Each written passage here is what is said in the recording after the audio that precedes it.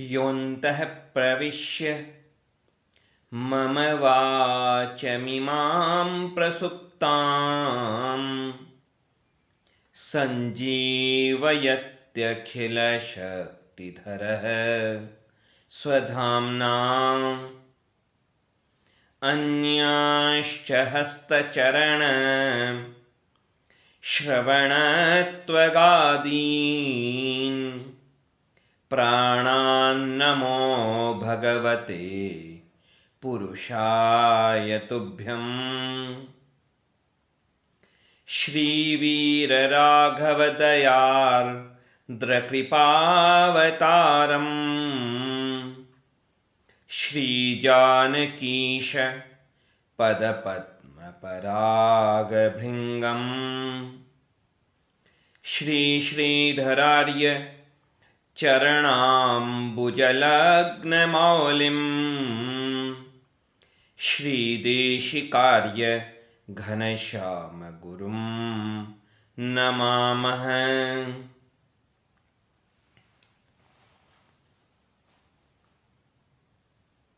श्रीपति श्रीमन नारायण भगवान की असीम अनुकंपा कि जो आज गीता जयंती का पावन अवसर, आज एकादशी और गीता जयंती, महाभारत में जो प्रमाण हैं उनके अनुसार एकादशी की तिथि के समय ही महाभारत के युद्ध का आरंभ हुआ था और इसी दिन भगवान श्री कृष्ण ने अर्जुन को गीता का उपदेश किया था। श्रीमद् भगवद गीता भगवान की वाणी, भगवान का उपदेश, भगवान के श्रीमुख से उपदेश प्राप्त हुआ था, अर्जुन के माध्यम से प्राप्त हुआ, लेकिन केवल अर्जुन के लिए नहीं था, हम सब के लिए था भगवान का यह उपदेश। श्रीमद् भगवद गीता में 18 अध्याय हैं और इन 18 अध्यायों के बारे में ऐसा वर्णन किया गया शास्त्रों में कि ये 18 अध्याय नहीं हैं, ये केवल अध्याय नहीं हैं, ये केवल श्लोक नहीं हैं, बल्कि ये 18 अध्याय भगवान के अलग अलग अंग हैं। स्वयं भगवान ही इस श्रीमद् भगवद गीता के रूप में है। जैसे श्रीमद् भागवत महापुराण के लिए कहा जाता है कि उसके जो 12 स्कंद हैं वो अलग अलग भगवान के अंग ही हैं, स्वयं भगवान ही श्रीमद् भागवत महापुराण के रूप में हैं। वैसे ही यह श्रीमद् भगवद गीता भी भगवान का ही स्वरूप है। जो 5 अध्याय हैं 18 में से, वो भगवान के 5 मुख कहे गए, 5 मुख। और जो 10 अध्याय हैं अन्य, उन 10 अध्यायों को भगवान की 10 भुजाएं कहा गया। एक अध्याय को भगवान का उदर यानी पेट कहा गया, मध्य भाग, और 2 अध्याय भगवान के 2 चरण कमल। इस प्रकार 18 जो अध्याय हैं ये भगवान का संपूर्ण श्री विग्रह है। यह अध्याय और यह श्रीमद् भगवद गीता भगवान का ही स्वरूप है, अक्षरमय स्वरूप है। श्रीमद् भगवद गीता की महिमा बताते हुए कहा गया श्रीमद् भगवद गीता के महात्म्य में कि देखो, ग्रंथ अनेक हैं, शास्त्र अनेक हैं, लेकिन ये जो श्रीमद् भगवद गीता है इसकी तुलना नहीं है। क्यों नहीं है तुलना? क्योंकि यह श्रीमद् भगवद गीता स्वयं भगवान के श्रीमुख से प्रकट हुई है। गीता सुगीता कर्तव्या, किमन्यत शास्त्र विस्तरहि। श्रीमद् भगवद गीता प्राप्त है तो दूसरे शास्त्रों के विस्तार में जाने की आवश्यकता क्या है? गीता सुगीता कर्तव्या किमन्यत शास्त्र विस्तरहि या स्वयं पद्मनाभस्य मुख पद्माद विनिश्चिता। देखिए, एक तो गंगा जी प्रकट हुई भगवान के श्री चरणों से, तो वह सारे जगत को पापों से उबारती हैं, पापों से बाहर करती हैं, पापों को लोगों के जीवन से दूर करती हैं, पापों को धो देती हैं, पापों को नष्ट कर देती हैं। भगवान के श्री चरणों से प्रकट हुई गंगा माता। और यह जो गीता है, यह जो श्रीमद् भगवद गीता है, यह भगवान के श्री मुख से प्रभावित हुई। गंगा जी प्रभावित हुई, गंगा जी का प्रवाह आरंभ हुआ भगवान के श्री चरणों से, और श्रीमद् भगवद गीता का प्रवाह आरंभ हुआ भगवान के श्रीमुख से। और यह जो श्रीमद् भगवद गीता है, यह जीवों के अज्ञान को नष्ट करके उन्हें ज्ञान कर्म भक्ति का उपदेश देकर के भगवान से उसके संबंध को याद दिलाकर भगवान के श्री चरणों की प्राप्ति करवा देती है। सर्वधर्मान् परित्यज्य मामेकं शरणं व्रज अहं त्वा सर्व पापेभ्यो मोक्षयिष्यामि मा शुचः। भगवान का यह जो चरम श्लोक के रूप में, शरणागति मंत्र के रूप में जो उपदेश है, यह गीता का ही तो सार है। सारे वेद, चारों वेद, चार उपवेद और वेदों के 6 अंग, उन सब का जो सार है, उनका जो उत्कृष्टतम रूप है, वह है वेदांत। वेदांत यानी वेद का अंत, यानी वेद का चरम। यहां अंत का तात्पर्य है चरम, यानी सबसे श्रेष्ठ ज्ञान। वेदों का जो सबसे श्रेष्ठ ज्ञान है, वह उपनिषदों के रूप में है,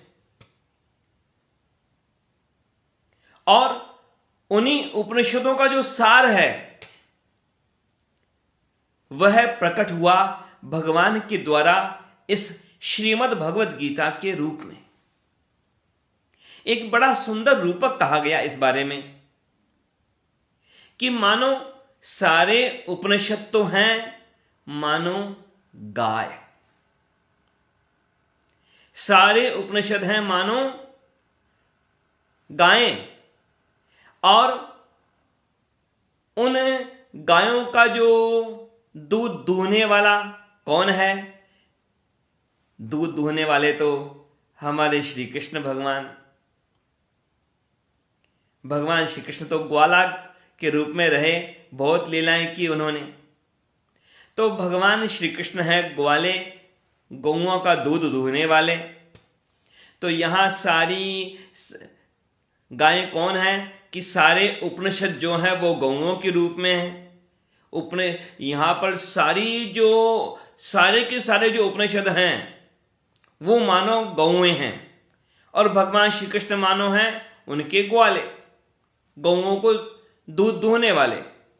और जो अर्जुन है वह क्या है कि यह है बछड़ा।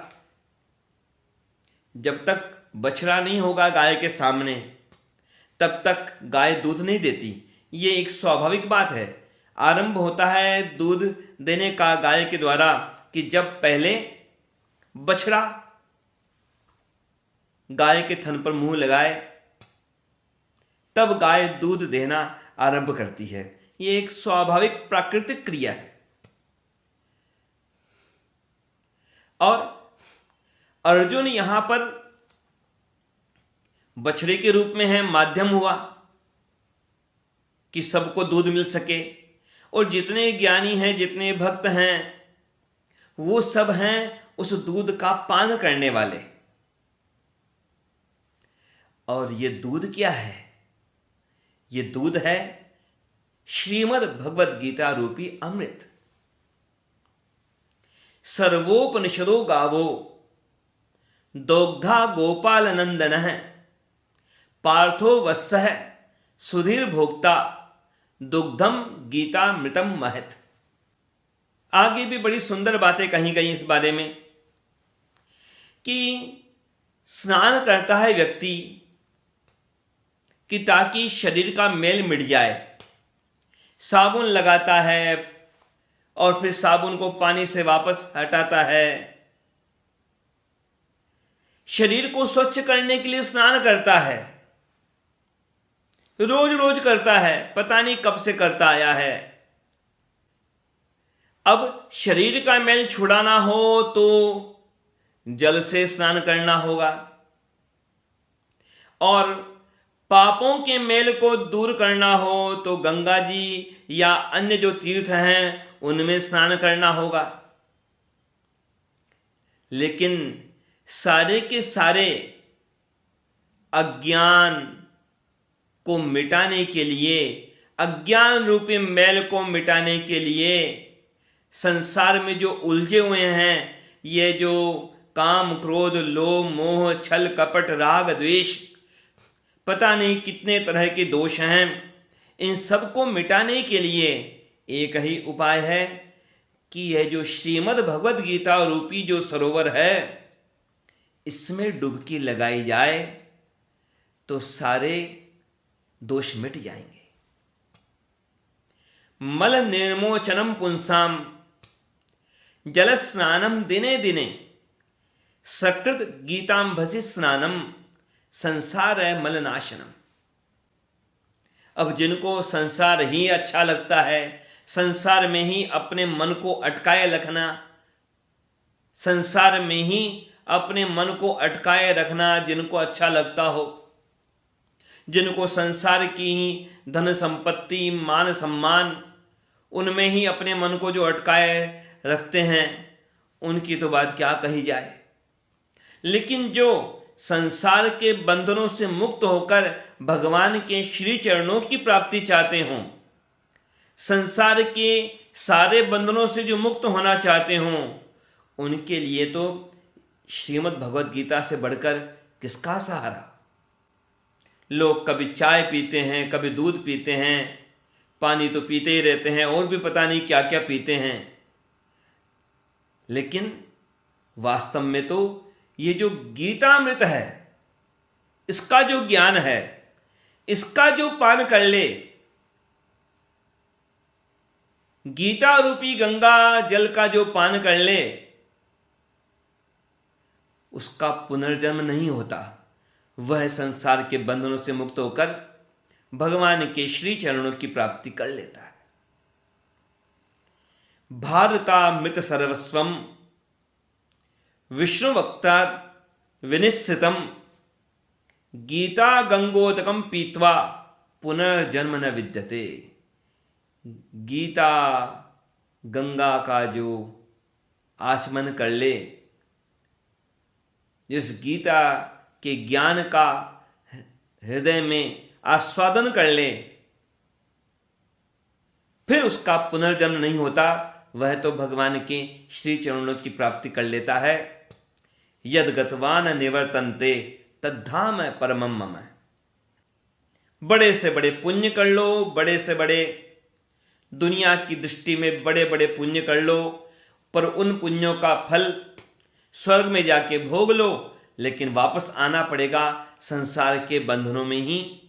लेकिन यह जो गीता का ज्ञान है, भगवान की श्री मुख से प्रकट हुआ हुआ ज्ञान, इसका जिसने अनुभव ले लिया, वह पुनर्जन्म के बंधन से मुक्त हो जाता है। पुनरपि जननम पुनरपि मरणम पुनरपि जननी जठरे शयनम, इस क्रम से वह बाहर हो जाता है। गीता जयंती तो हमें अवश्य ही गीता का मूल पाठ तो करना ही चाहिए।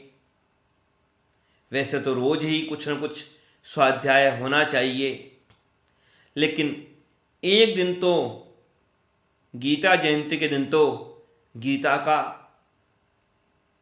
पूरे श्लोकों का, पूरे 18 अध्याय का पाठ अवश्य करना चाहिए। वैसे केवल पाठ करना पर्याप्त नहीं है, लेकिन पाठ ही नहीं करेंगे तो आगे का क्रम कहां से शुरू होगा। भगवान के श्री चरणों में प्रार्थना है कि भगवान ने जैसे अर्जुन पर कृपा करके उन्हें गीता का उपदेश किया, वैसे ही भगवान हम सबको श्रीमद् भगवद गीता के माध्यम से हमें ज्ञान प्रदान करें, विवेक प्रदान करें, अपनी कृपा दृष्टि का पात्र बनाएं और अपने श्री चरणों की प्राप्ति के लिए मार्ग प्रशस्त करें। जय श्रीमन्नारायण।